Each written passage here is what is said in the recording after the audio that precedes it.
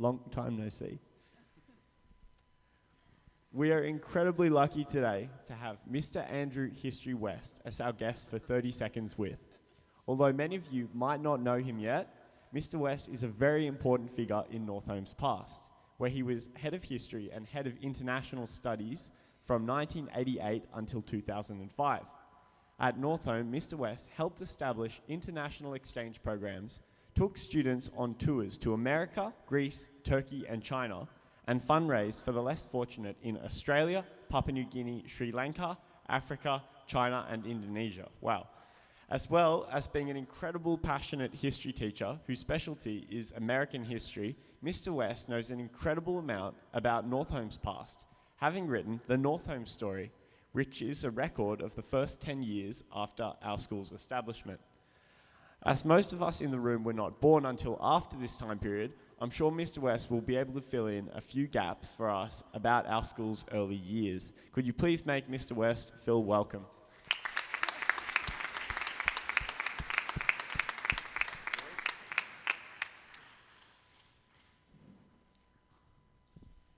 Thank you for coming in today, Mr. West. It's my pleasure. Apart from your love of history, I've been told there's a bit of background story to your nickname, Mr. History West. Can you tell us how that name came about? Well, when I first came to Northholm, there were two A. Wests. There was Alan West, who taught maths, and myself. Now, I had known Alan from a previous employment, and despite rumours to the contrary, we were not related. But to distinguish between the two Mr. Wests, I became Mr. History West, and Alan became Mr. Maths West. Okay, perfectly logical reason, I thought so. Now, I've been told back when you were a teacher at Northholm, you famously tried to make your lessons as boring as possible for your students. I think a few teachers do that still, but I won't name names. Why did you do this? I came from a number of schools which were had challenging discipline problems, and the students were very lively. So I facetiously on one occasion remarked that the whole problem was that students were becoming too engaged, too excited, and that the solution to this, because they were arriving at classes all excited and jumping about, the solution to this was to calm them down by delivering boring lessons. Hopefully I failed in this, and the students did in fact get something out of it. Fair enough. I mentioned before about the tours. Do you have any special moments on any of these overseas tours that you'd like to share with us? Anything memorable? Well, of course there are quite a few memorable things. I'll just go through one or two of them. I think the first tour which we did to the United States was one which we did without knowing what we were getting ourselves into, or without beginning to imagine even some of the problems that we might encounter. And the first night which we spent in the United States, we travelled for over 30 hours because we tried to keep the costs down. So what we'd done is, instead of taking a direct flight, we'd gone on a number of other hops across the Pacific, including Hawaii and Tahiti and Los Angeles, Denver, and eventually ended up in Boston, by which stage we'd lost the will to live. We were just sort of in La La Land. And again, to save costs, we'd checked ourselves into the YMCA. Very, very pleasant, but in an area of Boston that you probably wouldn't want to take your grandmother to. Outside our window, we saw some very expert demolition of a car, which they took apart piece by piece, making sure that they hadn't scratched it because obviously they're going to unsell it. And they did this in a remarkably short period of time. We had thought about whether we should contact the police, but we realised that in that part of town, the police had more interesting things to do than look at people who were disassembling cars. We had some interesting experiences in New Orleans, again in an area which we probably should have researched a little better. There was a murder just around the corner from a hotel. And the police in the hotel who were stationed there permanently were to make sure that if there were any murders that they didn't happen inside the lobby, because it was rather unfortunate for business. But we got better at those. I think we did 7 tours to the United States, and they led to the design exchange, which myself and Rob Cooper put into practice, and which continued, I think, for about 15 years. And I think was highly successful. It was on one of those tours. I had gone as a chaperone with 2 students, and had the privilege of going to a rally in Washington outside the Capitol building with a group which is called the Rainbow Federation. Now, it wasn't the Muppets, it was actually the movement which Ralph Abernathy, one of the civil rights leaders in New York, had founded. And the church which we were associated with, at Zion Baptist Church, was one of the leading churches in the civil rights movement. And so we were there with possibly about 10,000 other people, all of whom were African Americans, and myself. And I got lost, or rather they lost me. And they got halfway down the Washington Beltway before they realised, where's Andrew? Well, we better go back and get him. But the problem was that they had only just met me and they weren't sure what I looked like. And in the meantime, I was sort of wandering around, totally engrossed in what was going on, especially when the crowd began to sing and hold hands and sing "We Shall Overcome." And I sort of had a 1967 moment there, because it was the same place, same cause, the same people, I guess, that were involved in that momentous movement in that period. Well, they came back, and eventually I found them, and said, "What happened? Where did you guys go?" And they said, "Oh, all you white guys look the same." The other one was in China, and as I was saying to you, Sam, at recess, we went to a part of China which had only very recently been opened up. This was in 2004. And it had been opened up, I think, just the year before. I'd been originally to China on a fellowship with Melbourne University in 2000, and that area was closed then. So we're very fortunate to be able to go into Xishuangbanna, which was an autonomous region in the extreme southwest of China. It borders the Myanmar border, and it was a military zone, and therefore excised from the rest of China. So we went into this town, and of course the white Europeans, white Westerners were a complete novelty, and so wherever we went we were stared at, and people would try and practice their English, which considering that they hadn't heard English spoken by a native speaker because all the media had been censored or cut off from them, they did very well. They took every opportunity they could to try and practice their English. Well, the thing which amused me most was when a couple of the guys decided to hire some bikes and to ride around the town, and as they did so, the 2 that chose to do it had red hair. The Chinese have a derogatory term for Westerners, angmo. Angmo means red hair, which they apply to everyone, irrespective of whether they got red hair or not. And so to see these 2 angmos riding around on their bikes caused considerable confusion. In fact, I nearly triggered 1 or 2 pedestrian accidents with people thinking, what on earth is going on here? Who are these people? Have we been invaded? The foreign devils come already. So that, I think, was a memorable moment as well. With so many foreign tours, it's not surprising there's so many memorable moments. Now, I was thinking we could give the students a bit of a history lesson, and not one of the boring ones, hopefully. I have here some artifacts or old photos of you at memorable moments in Northolm's past. A quick explanation of each would be great. Now, so I can see Mr. Cusack there. And it's hard to see in the photo, but actually all the teachers are in students' clothes. Why is this? Well, as some of the Year 12 boys would, or students would appreciate, empathy is one of the skills which we like to teach in history. And here you see a group of teachers who are empathising with their students by role reversal. Fair enough. I can see. I think Mrs. Liotta actually makes quite a good student. Almost didn't see her there. Okay, next one. Just go back to that slide for a moment.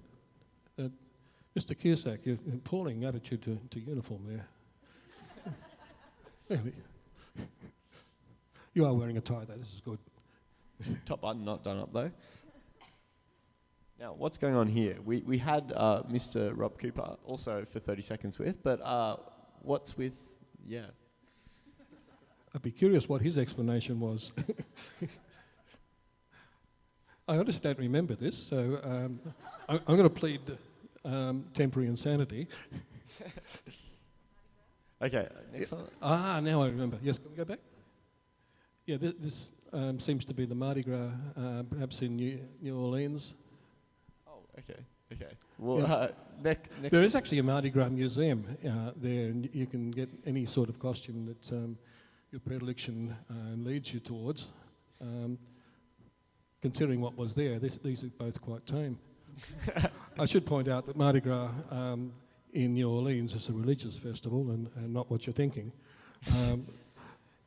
It is, of course, the last day before the onset of Lent, and so it's traditionally the time in which people celebrate. And that's embodied in the motto of New Orleans, Laissez les bons temps rouler, which translates as let the good times roll. Certainly the people in New Orleans have taken that to heart, and they practice it 365 days a year.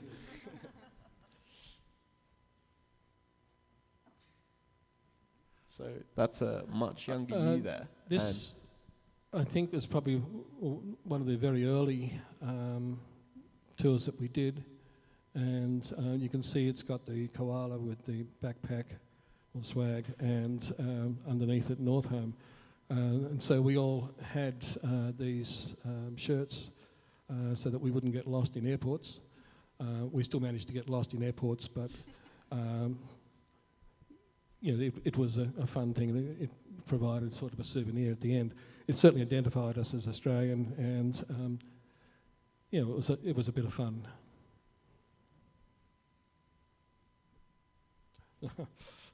Who is that little guy? This is the famous wonder dog, Wu. Wu had a bit of an identity crisis. He used to think of herself as a cat. So, we all have issues, and that was her issue.